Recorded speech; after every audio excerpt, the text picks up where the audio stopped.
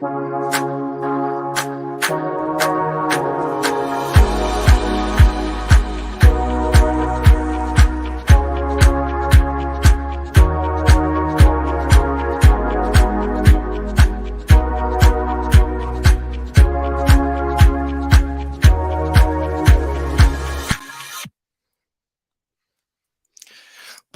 boop. Hey, hey, hey, hey. Wow. I'm really happy to be here. I am Antoine Hunter, also known as Purple Fire Crow, here in Oakland, California. I also want to make sure I acknowledge the land I reside on, the Ohlone people, the land that was seized. And now it's time that we give that land back in one way of honoring those who were here before we were, our Indigenous people. Again, I am Antoine Hunter, Purple Fire Crow. This is my name sign.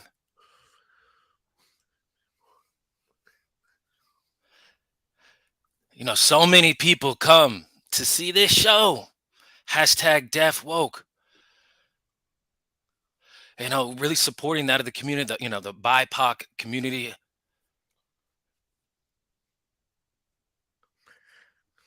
You know, the lives that have been pushed aside. But no, it's time that we bring those lives and those stories to life. You know, people ask me, what type of people come to Deaf Woke? BIPOC only?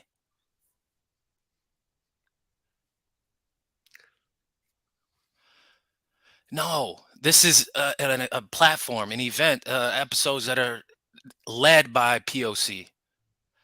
And this is an honor to be part of this.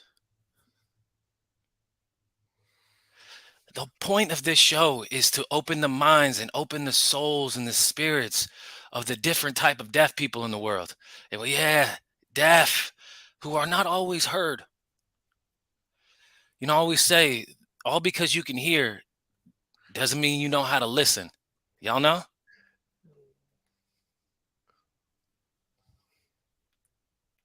Fixing my lighting. Do we need more lighting? Oh, yeah.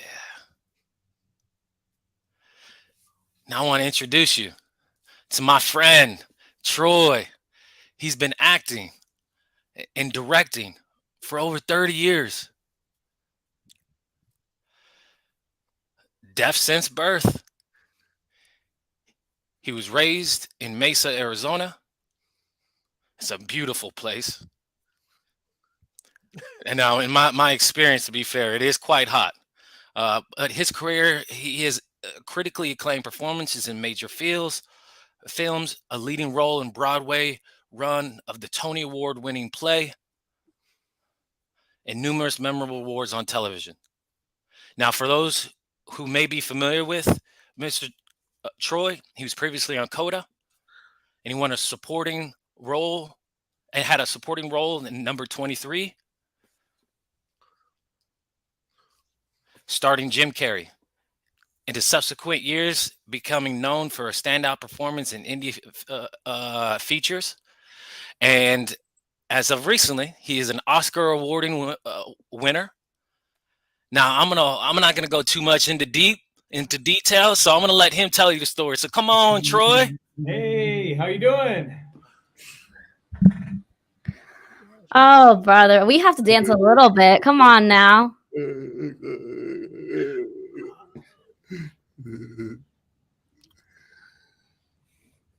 First things first, how are you?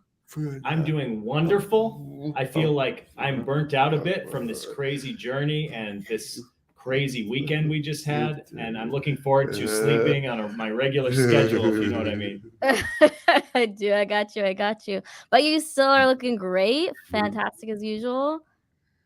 Thank you. How do you keep yourself, just constantly on the go? What is your secret? Sleeping well. It's nice to have my wife remind me, saying, hey, Troy, you have to sleep 8 hours a night. You need to have energy for the following day. And, she's right. and drink a lot of water, and it just keeps your brain working.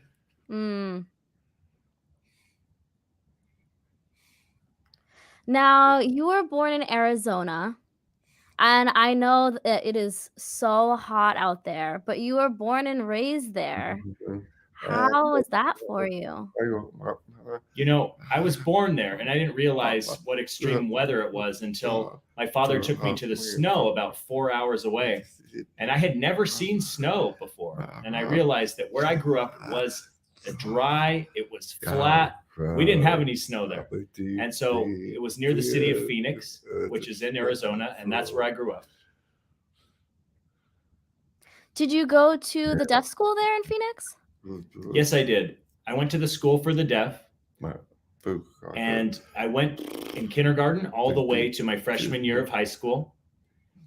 And at that point, I was going to the Phoenix Day School for the Deaf, or PTD is the acronym. And then I transferred to a public mainstream program at Westwood High School, which is in Mesa. And I really wanted to experience traversing those two worlds. So after I graduated from high school, I went to Gallaudet University. And again, I was immersed in deaf culture. So it was beautiful to have the experience traversing both the hearing and the deaf world. And I really learned how to interact with all different types of people. And it was wonderful. Yeah, I was just about to ask you, how was your experience traversing those two worlds and, forming your deaf identity in both, the deaf and the hearing world? How did that come about for you? When I was interacting with deaf people and deaf culture, I felt like myself, had a great sense of humor, had a lot of fun. And when I was interacting with hearing folks, I had to really change my behavior and code shift to behave a bit more hearing, because many of them don't understand deaf culture. They might think I'd have a mental illness if I behaved too deaf. So I really needed to learn how to fit deaf culture and hearing culture and really traverse those two worlds. So that really taught me how to socialize with people and collaborate with people. It really depends on the individual. Yeah, I know. I understand your experience of code switching so often. I completely understand that experience. It was similar working on the set of Coda and anywhere where folks speak in multiple languages. I was reading, your accolades, and you've been working, directing, acting for 30 years. Where did your first love of the arts come from? So it's an interesting question. Keep in mind that this is back in the 70s. And in the 70s, there was hardly any access. There was no closed caption films. And I was fascinated with Tom and Jerry. Remember the Tom and Jerry cartoon? Mhm. And Tom and Jerry, it was cat and mouse and all of these chase scenes without dialogue or spoken language. So I enjoyed the visual communication of that cartoon. And my point is I would remember the story from a particular episode. And I would get onto the school bus with all of these deaf kids, and I would tell them what happened the previous night on Tom and Jerry. And I stood up in the back of the bus in the aisle, and I felt like it was theater on the road, because there was all these seats on the bus, and all these kids' heads began to turn, and they watched me. So it felt like a theater audience on the bus. And so I'd be doing the episode of Tom and Jerry, and I'll never forget their reactions, their laughter. And I felt like I was connecting to them. And it really inspired me when I saw their eyes light up. And that's what inspired me to begin acting and my journey as an actor. So I'll never forget the joy that I gave these children, because many of them didn't even have a television back then. So I really found that I enjoyed storytelling. And that's where I began to feel good. And I really enjoyed that experience telling those stories. I love that. We go way back. We met back in the theater days. Oh, yeah. I remember you taught me how to dance. Absolutely. And I just remember us talking about our dreams and the challenges that we were going through. And I just remember you telling me, just do it. Just push through and accomplish, your goals. And that was, the path that we started back on in those early days. I'm extremely proud to have seen Deaf Woke and seen you establish this program and see it begin to grow and to blossom. And I'm so happy to see other deaf folks having success and increasing awareness of language, of BIPOC culture, of experiences in life, because everyone has their own stories to tell. Absolutely. And your experience in the Coda film and just the impact that you've made on the community, I appreciate you being here on Deaf Woke. I appreciate being able to recognize your story and your journey throughout the deaf community. Coda really has had such an impact, and I'm just wondering, those people who have seen this movie and have, had reactions based off of your work, how does that make you feel? Well, finally, I'm beginning to see what was missing all along. In storytelling in Hollywood, there wasn't really much to shine a spotlight on deaf culture. And I feel like with our story, there was finally a connection between the deaf and the hearing world, because the actor who portrayed the Coda, she represented the hearing audience and they could relate to her. But then we were the deaf side. And so the Coda could code switch between the two worlds. So that way hearing people felt like they could connect to the Coda's journey and that character's journey. But then they enter into deaf culture, which is a brand new experience for them. And deaf people go into the hearing world and they have that confusion, but that's what we were missing. And that's why we need to fill the gap with the Coda at the center of that story, bridging those two worlds and finally portraying us in an accurate way. And so I believe that's why we've had such an impact. I feel like we've had such a parallel journey, you and I. And I really just appreciate all of the different perspectives that film brought to light and the different stories that were able to be highlighted and portrayed. I've seen a cultural transformation and people beginning to accept a new perspective. And I've received a lot of email messages from, Twitter, tweets, Facebook messages, and many of them I don't know who they are. And most of them happen to be Codas. And they've told me, thank you, Troy. They feel seen. They feel good about their identities. And that's why I mentioned at the end of my award that this Oscar was dedicated to the deaf community, the Coda community, and the disabled communities all over the world, because I've seen everything they've been through. And they needed to be recognized at that moment. I agree with you 100%.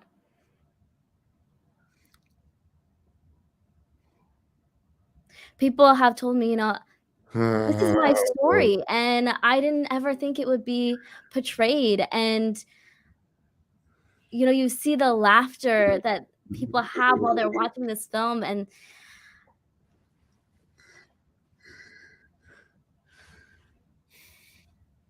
some moments in the film, it's impossible not to laugh during some of those moments. You fully immerse yourself in that character. And the audience was able to see that genuine portrayal. I mean, you did it so beautifully. So my question is, did you find it to be a challenge? In those moments of laughing, you have to be serious at some points in your character's role. Was that hard for you? Well, when the camera wasn't on me, I could laugh, right? And when the camera was on me, I had to remain under control. But of course, that was the rawness that was captured. You can see something through their eyes. You can see that their eyes begin to laugh up. And that's what's so beautiful about improvisation and the journey of an actor diving into character, because you don't want to be too obvious. You want to be discerning, because the audience is intelligent and the audience can feel, see, and hear, if you know what I mean. I do, trying not to break character, essentially, yeah. I don't want to waste anyone's money or waste anyone's time and have too many takes. How long did that take, all of the production for Coda? We were there for about 2 months when we were shooting our film Coda. Really? But keep in mind that there was 6 weeks of shooting, and we had 2 weeks of rehearsal beforehand out on the fishing boat. So I had to get up at 3 o'clock in the morning, and I would watch these real fishermen. And they showed me how their process worked as fishermen. And so the following day, they would watch me and train me. And it really helped me immerse fully in my character before the first day of shooting. Wow. Getting up at 3 in the morning, I can't imagine. Already having to be ready to go, character set. Wow.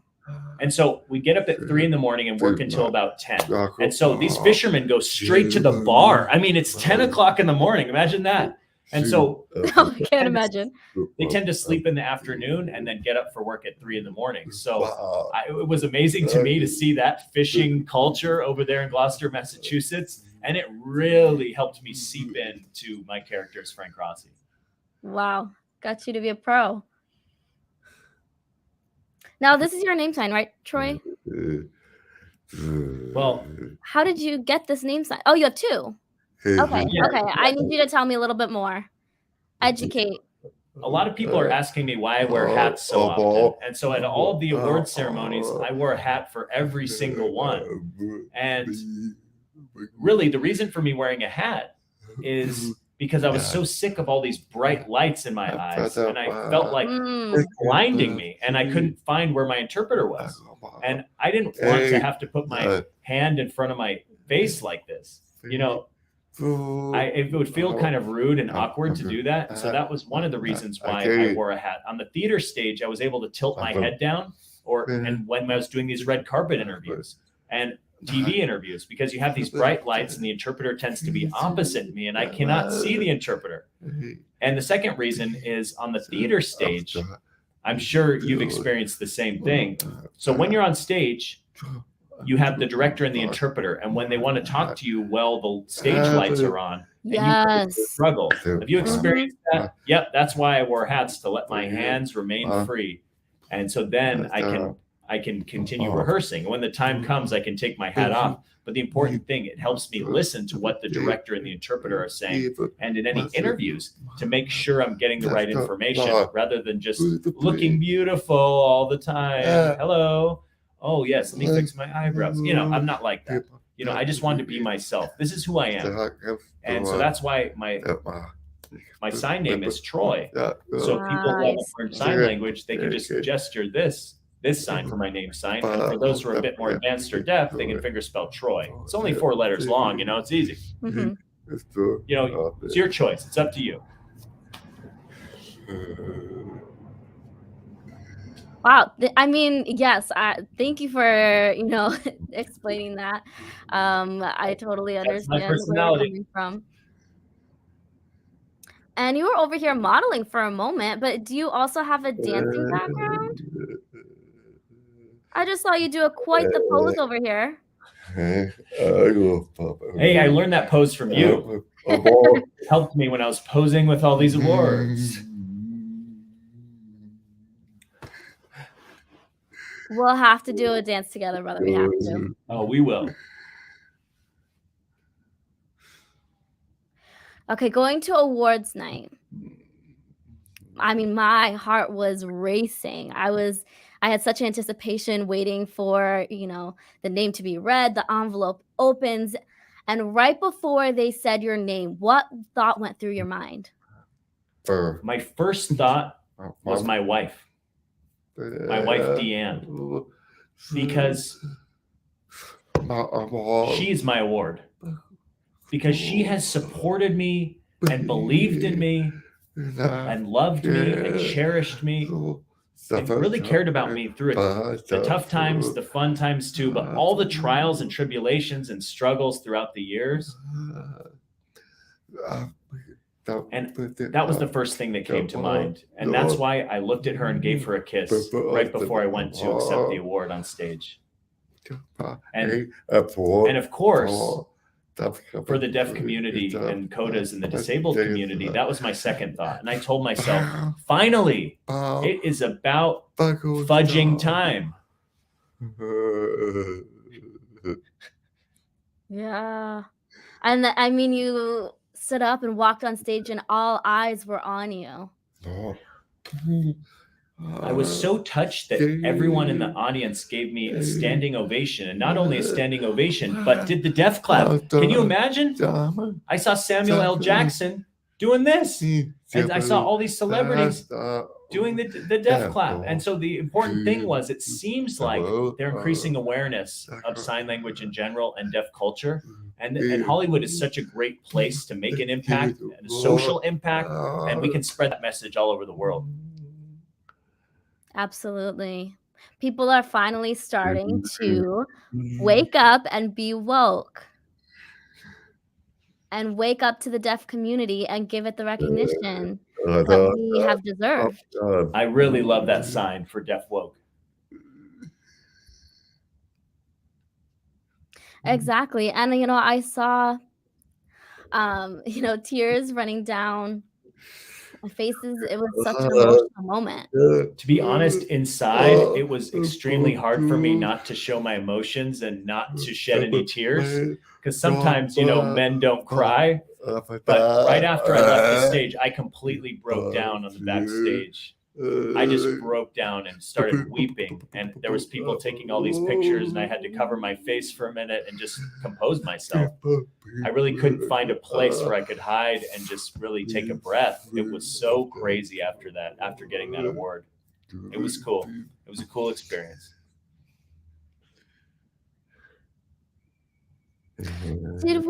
I don't think you answered who your hero was. Someone that, you know, you really just have looked up to and has helped get you to the point that you're at right now. Who would that be for you in your life? My father is my hero because he was such a busy man. He was actually the police chief. And so he was responsible for this entire big city. And he had 4 kids. And he took me out water skiing. My dad took me fishing. He took me camping. He took me to play basketball and all of the above. And there was one day, you know, he was actually the best signer in our family too. So he learned sign language when I was 3 years old. And my point is that my father took the time to learn ASL. And this is back in the 70s. How many dads did that? This is before the ADA. This is before the ADA even existed, way before that. So to me, that was amazing and such a blessing. But then he was in a car accident, and that caused him to be paralyzed from the neck down.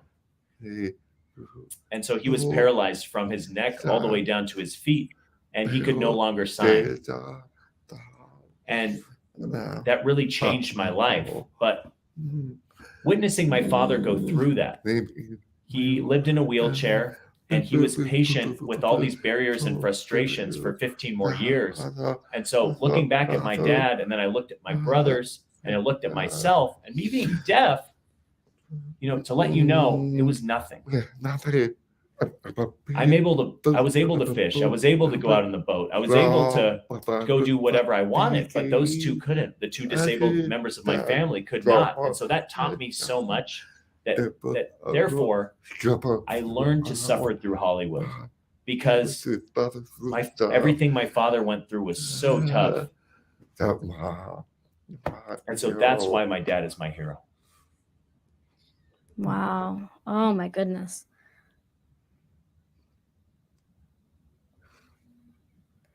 I just think we need a moment just to honor your father.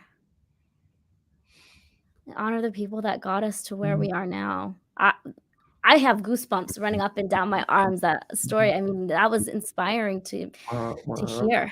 Thank you. You know, everything that I went through, it was because of love. I was so lucky to have a father who truly loved me. And he was stubborn. You know, the reason why he remained alive is because he loved his children.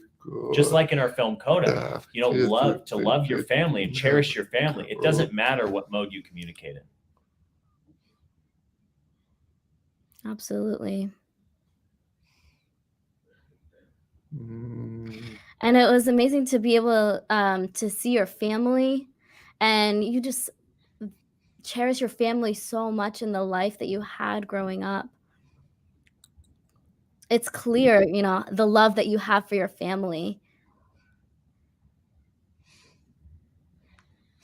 And all the roles that you have and the different hats that you wear in your life, your family is, you can tell they're definitely a priority in your life, and that's so amazing to see.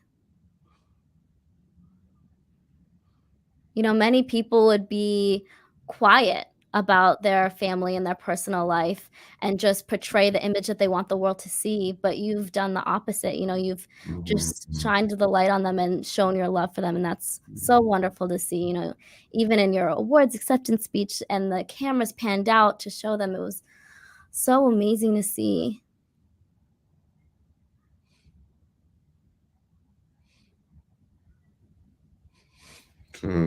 And people were asking, do you mind explaining how we can watch the movie for those in the audience who haven't seen it? Sure, you can watch it on Apple, which is the streamer, and now they're re-releasing Coda in a theater. They're re-releasing it. And so on the big screen, you can watch it with the big screen with burned-in captions. And so you have complete access. So go check it out online or in the theater. Yes, wonderful. Oh, to see it on the big screen with the captions right there. Oh, I'm so ready. Yeah, you can see my ugly face on the massive screen. No, people have fallen in love with that face, so don't be saying that. That's good to know. That's good to know. In the film, you had quite the beard. Do you typically shave it down? Well, after we stopped shooting, I couldn't disconnect from Frank Rossi. He was one of my favorite characters because that character was not a victim. He wasn't to have someone to have sympathy for. He was strong. He was funny. He had a vulgar sense of humor, and he was just perfect. He was a family man, and that's what Hollywood needed to see. They didn't need they needed to shift their negativity into positivity and have a positive perspective. So I couldn't let go of Frank Rossi. It took a long time to cut my beard. My wife was complaining. She goes, "Troy, cut your beard off so I can kiss you." I know it probably was not the most comfortable when you had scratch your beard. I understand that. I think I lost about a pound after cutting off that beard. But it keeps you warm, right? And I saw the film and I'm like, oh wow, he definitely has me beat in terms of beard growth. But definitely trying to catch up. And you can catch up to me now. So again, Coda has made such an impact on so many different communities in the world. And you had your team in the production, and I'm just wondering, what was the team dynamic that you had? Well, the most important member of my team was my wife. She was my biggest supporter, as well as my manager, my interpreter, my assistant manager, and my lawyer. And so we have a team.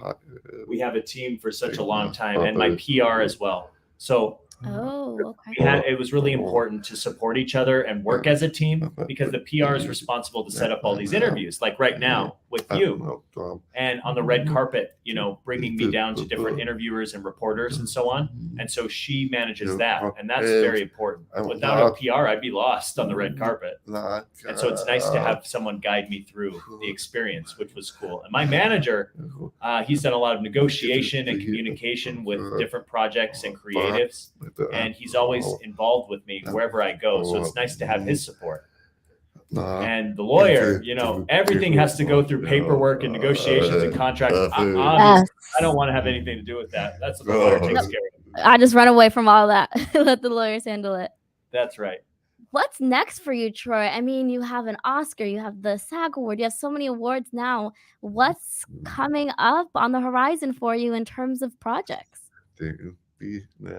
Well, maybe we're working on a project now called Flash Before the Bang, and it's based on a true story, inspired by a true story in the state of Oregon at the Oregon School for the Deaf back in the 1980s, 1986.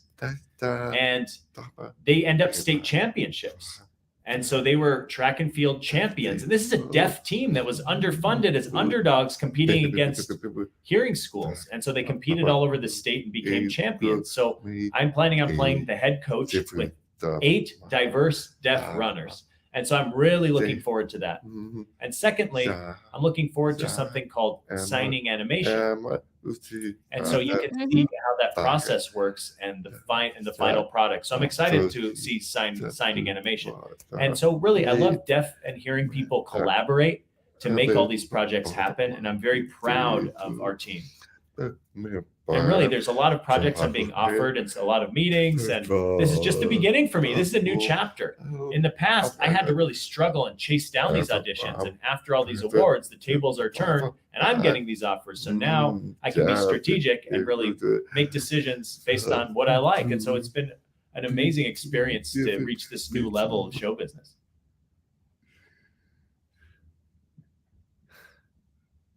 Is there any actor that you just really, really want to work with and collaborate with for your next project? Really, there's so many great actors out there, and I wouldn't mind working with everyone. But I'm really hoping to work with a director by the name of Steven Spielberg. And the reason why is when I grew up, I was a big fan of his work, and I really hope to have an opportunity to work with him. So I feel like finally, maybe I'll have that opportunity. You know, I've had the wonderful experience working with all these directors, and then emerging, I was able to learn from these directors, and they were able to learn from me too. And so I'd really love to improve the lives of future deaf, diverse, BIPOC groups and all of the above to break down barriers and open doors, because there's so many amazing stories to tell. Everyone has these stories, right? Yes, absolutely, absolutely. I have a secret for you. Can't let you know just yet. But typically here on the show, we have a game, and it's Guess Those People. You just put some names out there, Steven Spielberg and some other actors. I'll try my best. Now we're gonna do a game show where we can guess the names. So there are two different ways in which you can name these people.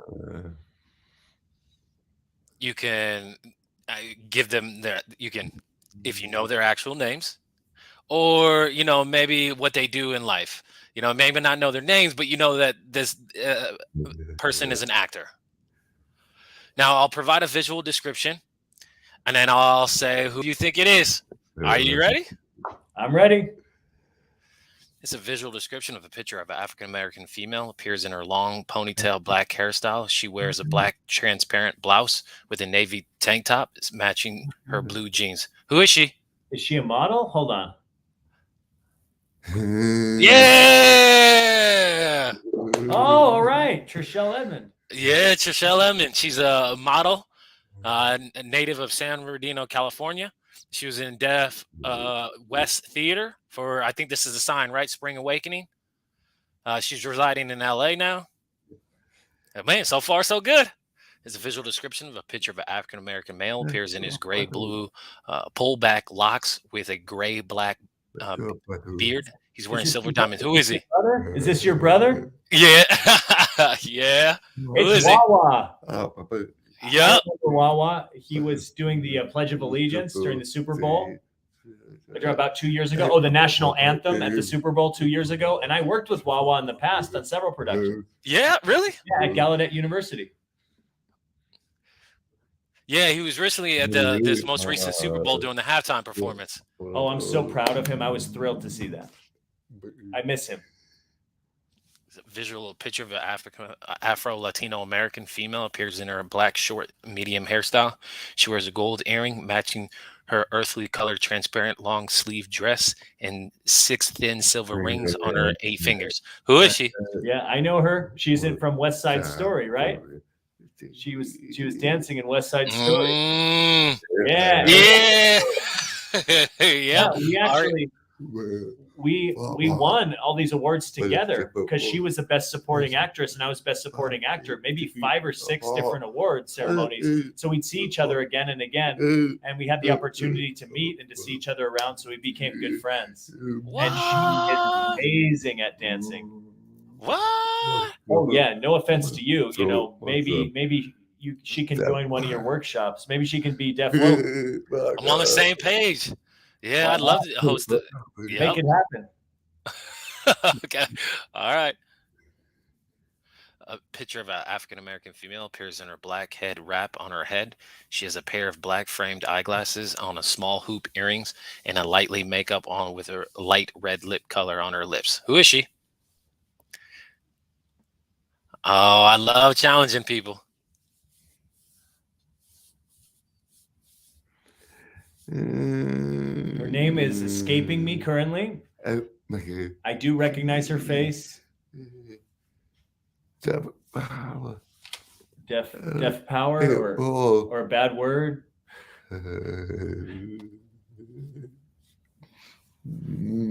Okay, I'm stuck. Let's hear it.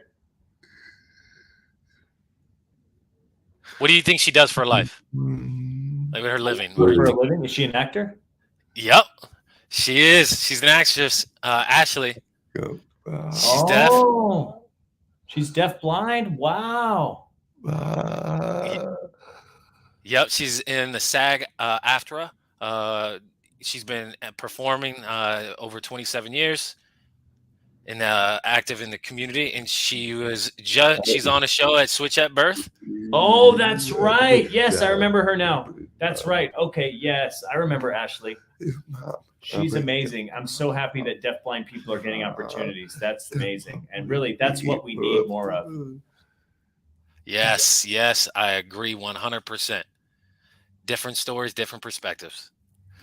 Is a picture of an African American trans non-binary person, wears medium short black locks, a pair of black and clear framed eyeglasses, a short sleeved light blue button down shirt, a black ink tattoo on their right arm. Who are they? Okay, does she run? Does she run a nail business? I don't know. That's not my thing. It's not fair. That's not fair. That's a nice challenge. Yeah, we just give them more spotlight, more exposure. What do you think they do for a living? Something related to sign language with beautiful nails?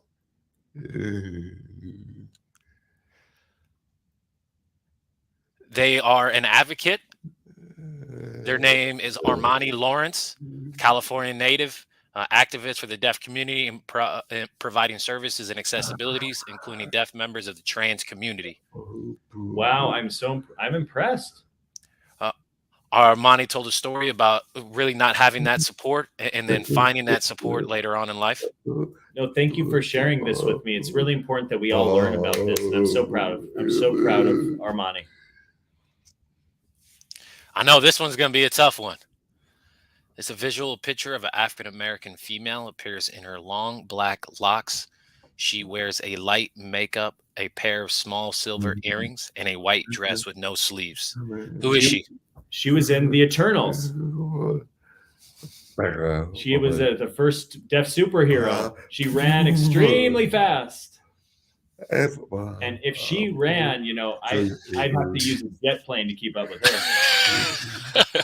This is Lauren Ridloff. Yes, congratulations to Lauren. I love her.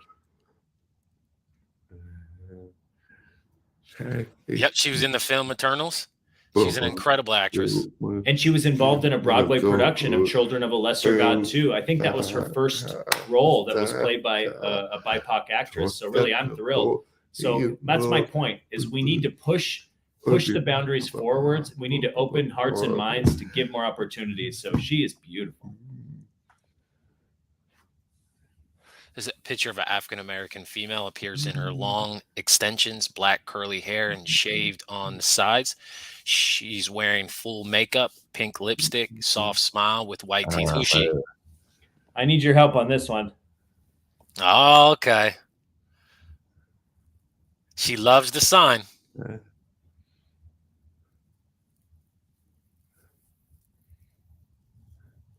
She loves to sign. She's interested in something related to Spring Awakening? The season of the month.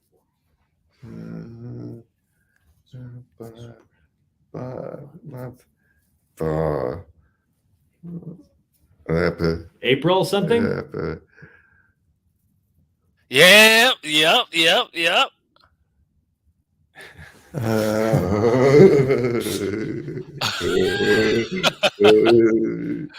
got me. You're a bad guy. No, I'm a good one. I'm a good one. Hey, I'm trying, but I'm learning all these names. Hey, hold on. I love you, man. I love you. This is April Jackson Woodward. She's deaf. A native of Missouri, was born and raised as a translator from a multi-generational deaf family, then became a deaf interpreter professional in 2018. Good for her. She's beautiful. We're getting near to the end. This is a visual description. A picture of an African-American female appears in her long, over-shoulder length, dark brown hair. She has some highlight bronze eyeshadow on her hair, eyelids, and soft pink gloss lip. Who is she? Does she work as a model? She is a hearing person. Is a real person? Is she a reporter? A news reporter? I believe in my dreams. I might be giving you too much. Might be giving you too many lyrics.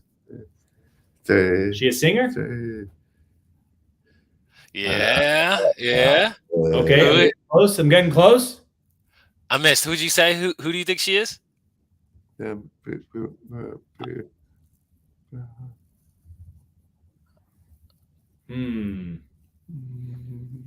What do you think? Do you think she's a singer, actress? Look, I'm deaf. I can't hear. I can't hear music. How the hell am I supposed to know musicians' names? Come on. Help me. Come on, teach me. Teach me about the music. Have you heard of Dreamgirls? Oh, this is Jennifer Hudson. Yeah, she's hearing. She's been in films.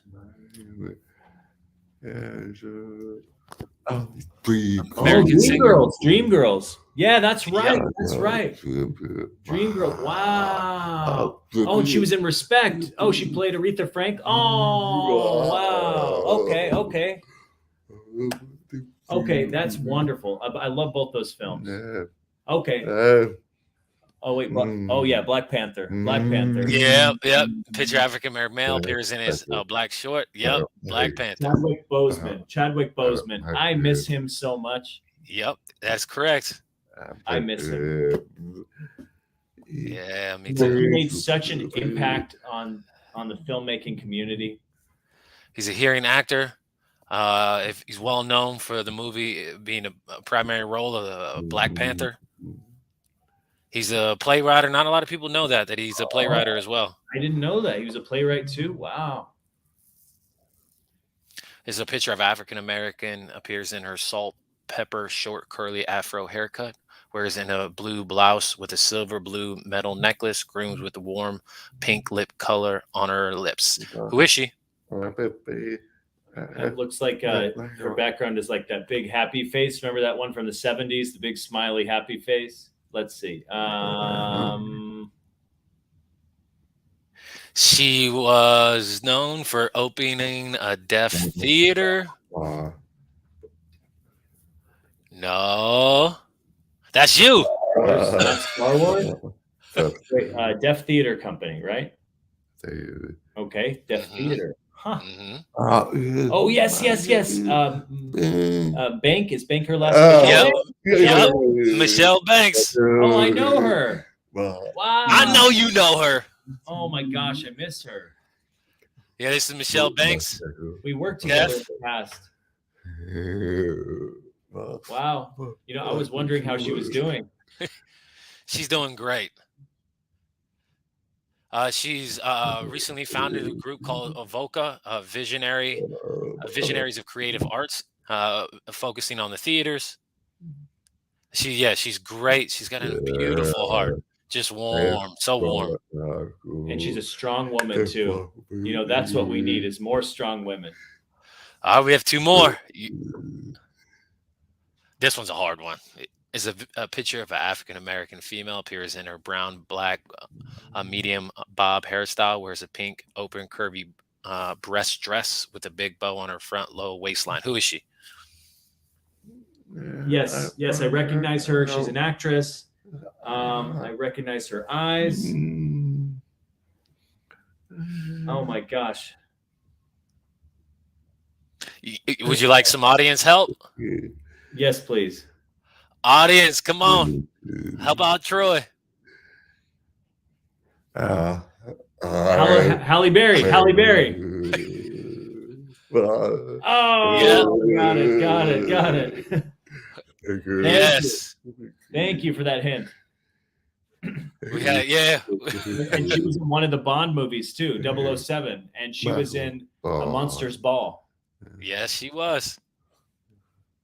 Oh, this is an easy one. Denzel. Last one. Save your explanation. It's Denzel. Denzel Washington. He's the best. You know, he won the best supporting Oscar in the film Glory. Yep. Yeah, no, please keep going. I met him. I met Denzel. I met him at the SAG Awards. He was sitting like right next to me at the next table, and he shook my hand, and I told him I was a big fan of his and I loved his work. You got most of the questions right. So yes. I know some people. He knows some black people. Yeah, he's met some black people. Yeah. You challenged me, so I learned a lot. I learned a lot about all of those folks. You know, some people believe that Black History Month is only in February. But really, Black History Month is every day. We have to learn every day. Learning different stories, not from what you see, but from the deeper assessment of those individuals, just like Coda, those stories that are different influences. You know, that's why, we're the same. We're humans. It shouldn't matter the color of your skin. You know, if we get cut, we bleed the same color blood, right?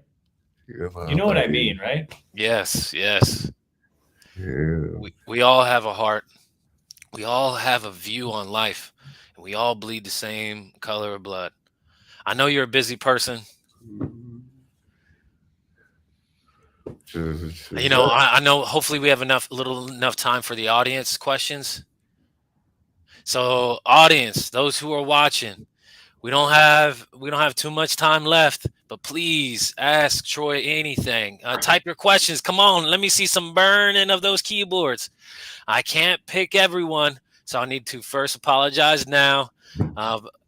So there will be a few questions that I'll pick from the audience. All right.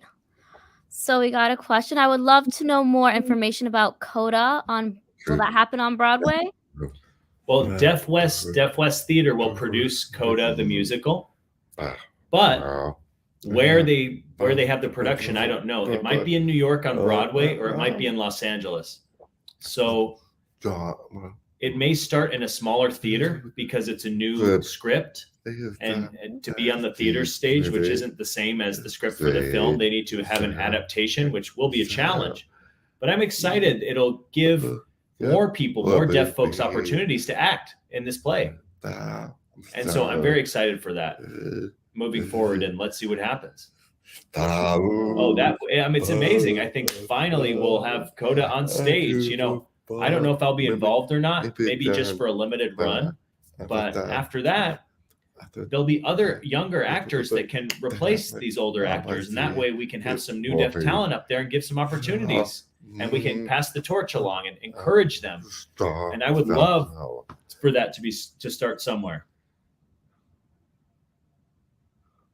What's the hardest experience that you've ever had to go through during your acting career thus far? Well, just life in general, musicals and dancing were just a massive challenge for me. Hey, that's why I need you to teach me how to dance. Come to my dance class anytime. That my dancing style didn't quite fit the music. It was just my expression. And to have to sign and dance is such a challenge. and music moves fast, and I might sign too slow. I'm like, the song's already over. I gotta condense my signs. I gotta sign much faster to make it fit, which is such a challenge because I can't hear it. You know what I mean?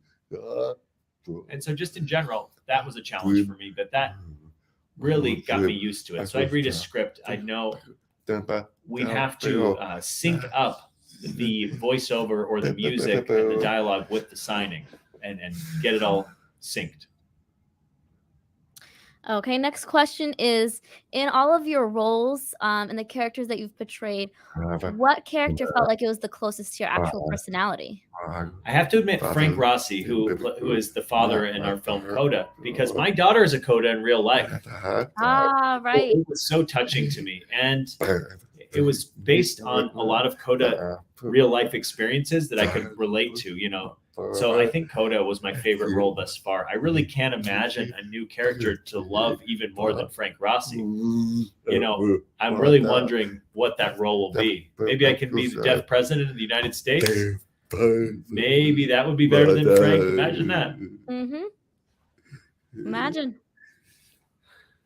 What's your favorite thing about acting is the next question. It's so fun for me to play different characters and to really dive in. Like, I love playing the villain, but in real life, I'd probably be in jail for doing things like that. You know what I mean? That's why it's so fun for me to act and really dive into these different roles. And that's why acting is so fun for me. Rather than just have a limit, I would like to play a variety of characters, and that helps me develop my craft as an actor from my various experiences. Wow. We have another comment. It's just thank you for your time. And the question is, what is the best way for the hearing community to bring awareness to the deaf community? I hope that the hearing community perceives us really giving us more access, collaborating with us, working together with us, and realizing that they've been a fool all along, you know, for being so ignorant and looking down on ASL until they saw our film Coda. It really transformed their perspective. And they began to realize that ASL is a language, it's a culture, and be willing to work with us. And I'd like to say to all the hearing people out there, I've been patient with you my whole life. Now, can we turn the tables? Are you able to be patient with me and the deaf community? Can you? Do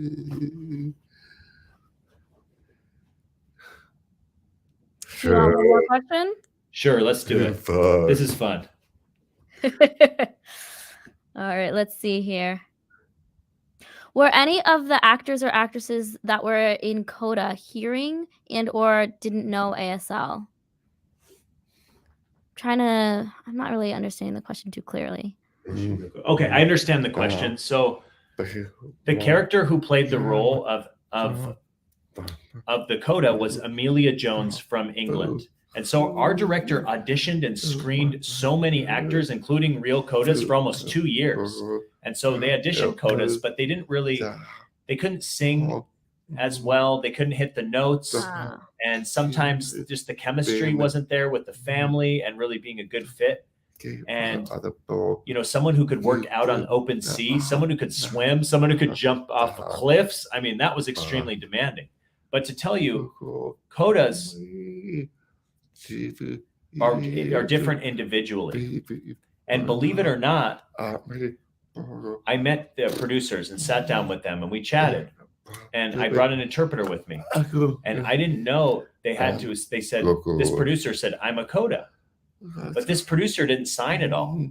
And this is back in the 1930s and 40s. His deaf parents forbade sign language at home. And so this particular producer, he was in his 80s, and this guy didn't know any sign language. I just met him last week.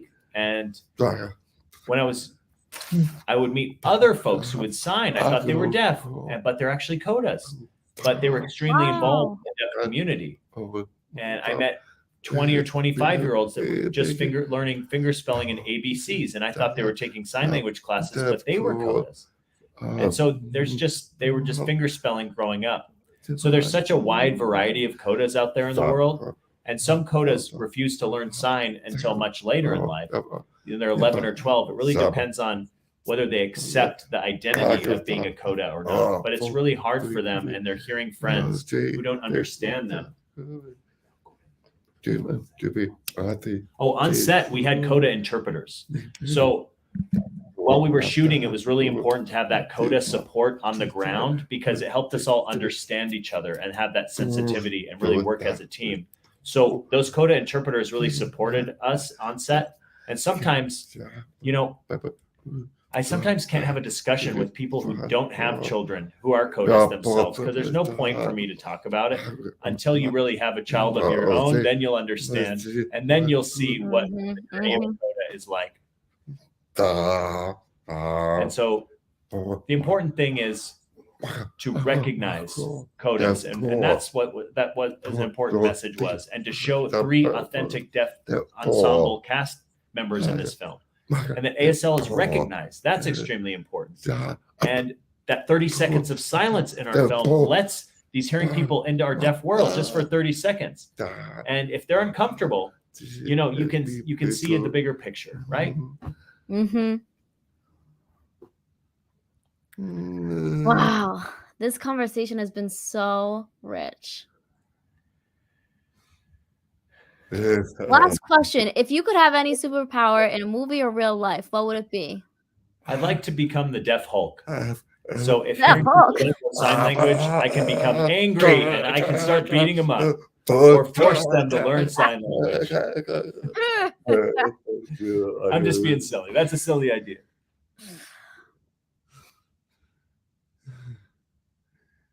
I'm trying to spell this out here. But I don't know if you know that the Hulk, the actor himself, was hard of hearing. Yes, Lou Font, I believe. Yes. Yep, exactly. So he portrayed that character, but in real life he was hard of hearing, which is so fascinating. That would be fun. Well, Troy, thank you so much for coming. Audience, thank you for joining us tonight. You can follow Troy on social media. And I'm signing correctly, am I right? All right, you can follow Troy on Instagram or Twitter with his handle at Troy Kotsur. TroyKotsur. So follow him for more narrative, for more stories that he's going to share through his social media. You know, I'm sure there's moments where you're going to want to laugh, where you're going to want to cry. Troy, thank you so much for sharing your story and deaf culture. Congratulations on all of your recent accolades and all of the success in your career. You are definitely a person of your word. Thank you for, you know, all of the action that you've done. You're not just a person that talks the talk, but you walk the walk. So thank you for, you know, all of the follow through that you have done and just being an authentic human being. Thank you for coming to our show, Deaf Woke.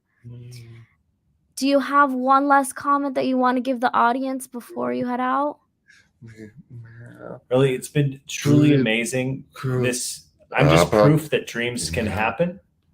It doesn't matter if it's a short or a long journey, but keep the faith, remain yourself, chase your dreams, enjoy yourself, and enjoy the experience, enjoy the journey, enjoy the variety and the blessing of life and whatever you do.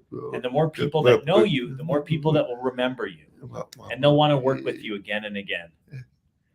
And thank you, Deaf Woke, and thank you to your team for having me today. I really feel extremely honored to be with you today, and nice to see you again. And really, you still need to teach me how to dance one day. Again, come on out anytime. I will. You'll have to actually come for our Deaf Dance Festival. It's our 10 year soon. I would love to go and meet everyone there. That would be great. All right. Well, we'll see you at that Bay Area Dance Festival. I don't want to take up any more of your time. I know you want to probably be with your family. Yeah, we're at DST, Deaf Standard Time. It takes forever. Poor interpreters, they have to be so patient with us. I know. We're gonna, let you go. You can turn off the lights. But we will, we will see you soon. Definitely let's keep in touch. I'd love to get together, have a coffee, and catch up, okay? Peace, love. Thank you so much, Troy. Oh, wow. That was Troy Kotsur, everyone, on Deaf Woke. Let's take a look at some final thoughts for tonight. I think really the point here is that no dream is too small or too big. If you have a story, share it with the world because we need everyone's different perspectives and outlooks on life.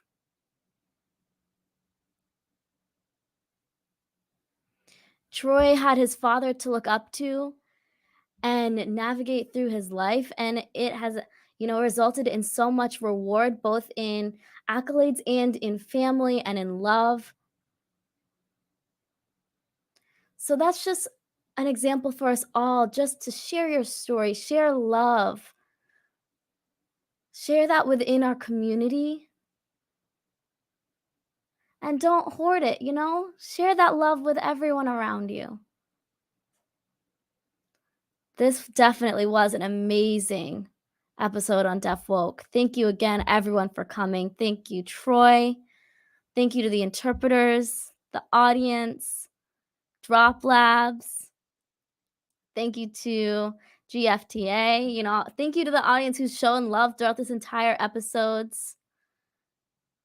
Thank you to CAC, all those who are watched Deaf Woke tonight. Thank you so much. Peace, love, and I'm out. Where's my music? Come on now.